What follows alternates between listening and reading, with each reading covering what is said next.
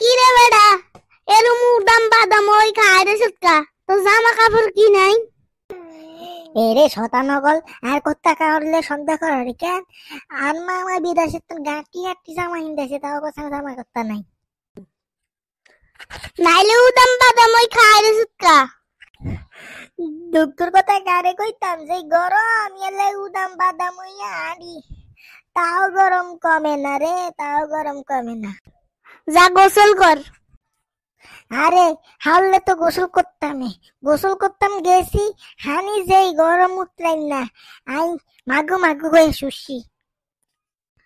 নাইলে কলের মধ্যে গোসল কর। আরে একদিন তো কলের মধ্যে গোসল করতে গেছিলাম, হঠাৎ লঙ্গি কাট খুলে গেছে, বেগুন আর দিয়ে আকরি সারাইছে। আচ্ছা, এই কথা বাদ দিলাম, তুই আঙ্গ ড্যাঙ্গার মধ্যে যাই হতে না গিয়ে স্কিলে তোর বাথরুম নাই? আরে বাথরুম তো আছে ঠিকই, একদিন বাথরুমে একদম বইছি, যেই গরম ফুদের ভিতরে ঠোয়া হয়ে গেছে। কি কস, গরমের ঠেলা তোর হুঁদের মধ্যে ঠোয়া উঠে গেছে? তোর বাপের কইতেছিস না বাথরুমে একদম ফ্যান লাগাই দিত? হরে ফ্যানক গলা গেছিল আর বাহে, একদিন মুত্তাম খাইছি, বাতাসে ঠেলায় বুধ বেগুন আর গাদ দিয়ে চলে আইছে, আই উঠতে মুতে ভিজি গেছি।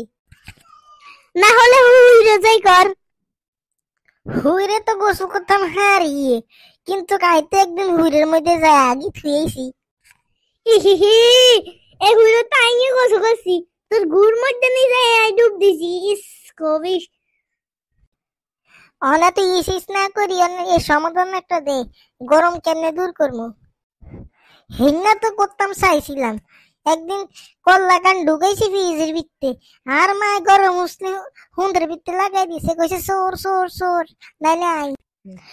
তোর একটা সমাধান দিতে আসি, তুই আছে না ফ্রিজের বেগিন খুলি, তুই আছে না ফ্রিজে যাই বই থাকবি আর দুয়ার কানারটা দিবি, দেখবি তোরা আরামসে ঘুমাইবো।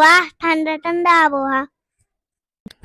ভাই তোর একটাই সমাধান আছে, তুই নামাজ হই গেলে আল্লাহ তুমি কানবি আর কবি আল্লাহ গরম কানে মাফ করি দেন। ঠিকই কইছত।